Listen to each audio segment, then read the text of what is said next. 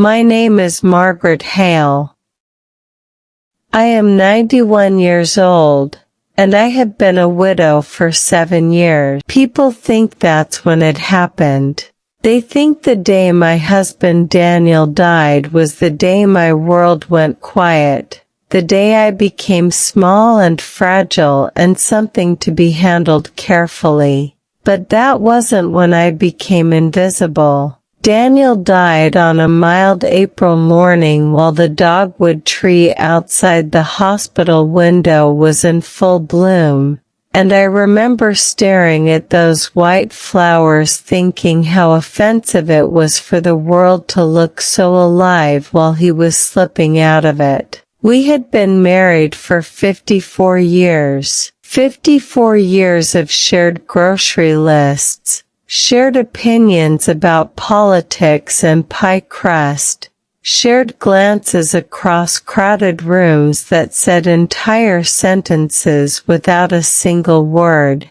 When you are married that long, you stop feeling like two separate people. You become structure for one another. Two beams holding up the same roof. When one is removed, the house doesn't collapse immediately. It shifts.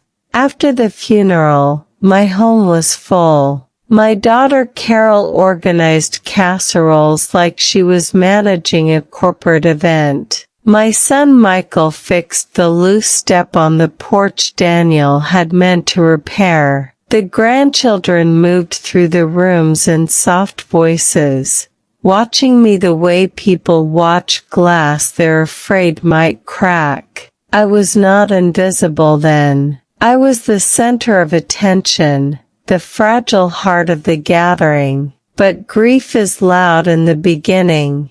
It demands space. It fills every corner like smoke. And when the smoke clears, people assume the fire is out. That is when it began. The invitation slowed. Book club was suddenly just too hectic. Dinner parties became just a few couples. I understood, or at least I told myself I did.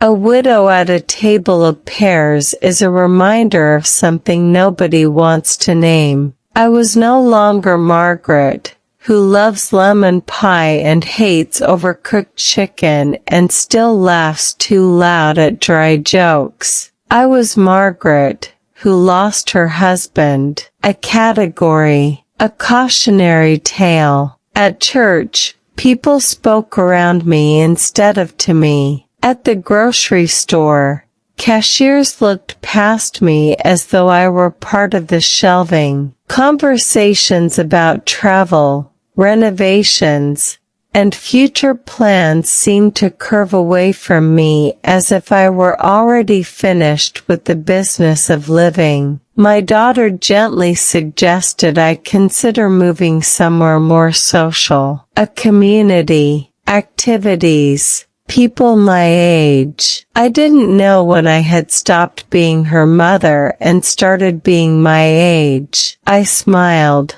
I said I would think about it. But that night, standing alone in my kitchen, I realized something sharp and uncomfortable. Daniel's death had not erased me. Other people's discomfort had. They didn't know where to place a woman alone after 54 years of being part of a pair, so they placed me slightly outside the frame. The moment that changed me came on an ordinary September evening at a dinner party where I was the only single guest among 3 couples. Someone mentioned long-term care insurance, and one of the men, kindly and without malice, said, "Well, Margaret's already been through the worst of it." The table went quiet. I smiled politely, but inside, something refused to accept that verdict. I was not through anything. I was still here. A week later,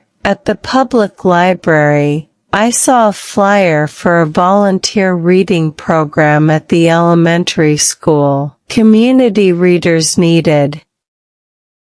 I nearly ignored it. 91-year-old women do not usually sit on tiny plastic chairs to read to 6-year-olds, but invisibility makes you restless, so I signed up. They paired me with a boy named Lucas who hated reading with a passion that felt personal. He stumbled, whispered, skipped words entirely. I did not rush him. I did not correct every mistake. I waited. That is something you learn after living a long time.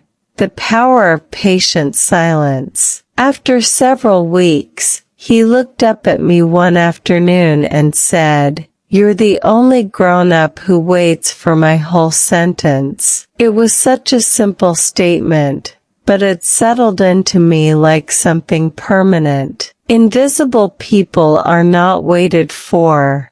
Invisible people are hurried along. Every Tuesday after that, Lucas read to me, his voice growing steadier, stronger. He asked me questions about when I was little, about whether televisions were black and white, about what games we played without computers. He didn't look past me. He looked at me.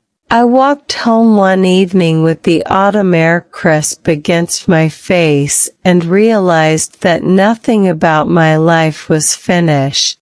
Daniel is gone, and I miss him in the quiet ways that don't announce themselves loudly. I still reach for 2 coffee cups sometimes before remembering, but his death was not the end of my relevance. What almost ended it was the assumption that my usefulness had expired with my marriage. I am 91. My knees ache when it rains, and I misplace my glasses at least twice a day. But every Tuesday, a little boy waits for me to sit beside him while he reads, and I wait for his whole sentence. I am not invisible. I was simply sitting in rooms where no one knew how to see me anymore. And at 91, I have learned that you can still stand up, walk into a different room, and remind the world, and yourself,